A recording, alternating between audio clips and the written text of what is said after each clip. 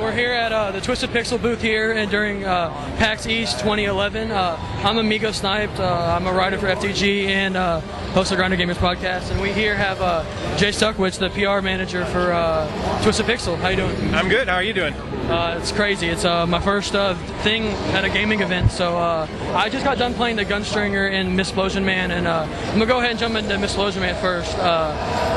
I played Splosion Man about like halfway through. I haven't finished the whole thing. I mean, I've seen the ending. This interview is over. Oh, no. I've seen the I Love Donuts thing at the end and all that kind of stuff. But so the first thing I noticed when playing it is that y'all added a whole lot of new game mechanics to it. Like there's more going on in the background. The characters saying more things. I heard some things like whip my hair back and forth. She's saying stuff like that and just quoting a whole bunch of lines from the game. What like are y'all trying to focus on showing more of the character, or are you just trying to what's behind Splosion Man basically?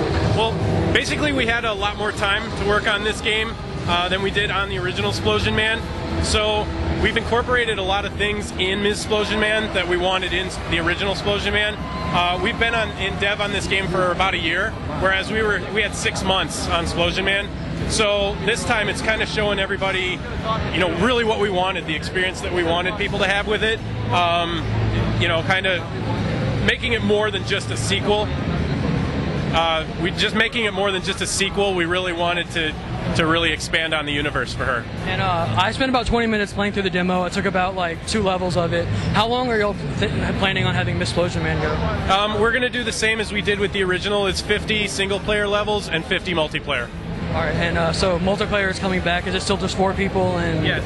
All right, so one of the things I noticed that were brand new about Splosion Man is they had like the bars that you swing down on. Are there other kind of features like that change the core gameplay? Yeah, actually, as we're kind of showing in one of the trailers, you've got the zip lines that are in there now.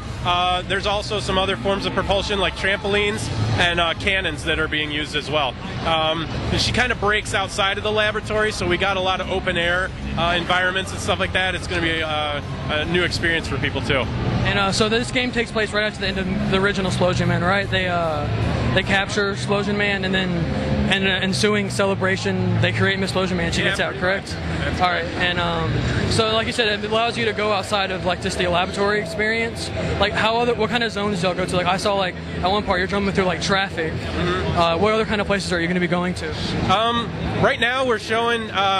In the demo, we've got it where she breaks out of the lab, like you said. It's almost like a Jetson-esque style landscape where she jumps from flying cars. And then we also have another demo level that kind of features like a tropical resort type of demo, and that's all we're showing right now. But it's pretty cool. It's like takes her out more into the wild, which is a lot more fun.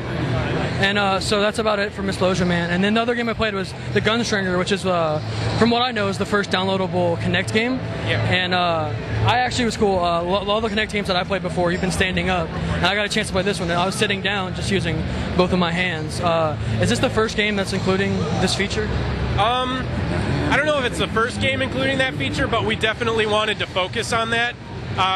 Being that it's mainly a puppeteering experience, we're focusing on just using your hands, so feet aren't involved and stuff like that. So we thought, well, this could be kind of cool. It's a more comforting setting for a Kinect game where you can play standing up or sitting down.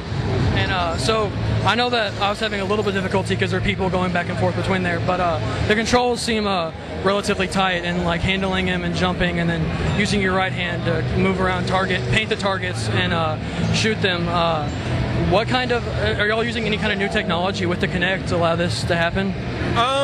Not really. I mean, with the Kinect, it's so new to us, but our programmers are picking it up like crazy. They're just constantly doing, making improvements on how tight everything is, and still learning everything in the process. But it's basically all just following hand motions, which is pretty common of Kinect right now.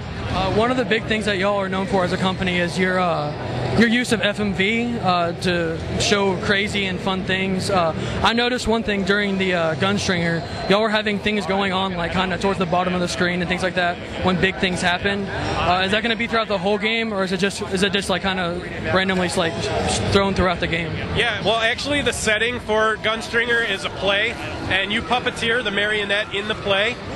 So what we've done is included a lot of live action footage in there of the crowd kind of celebrating when you do something awesome, or they boo when a villain comes on screen, or if you screw up.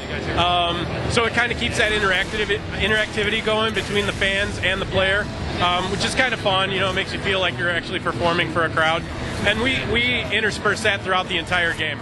All right, and when is the Gunstringer and Splosion Man supposed to be coming out?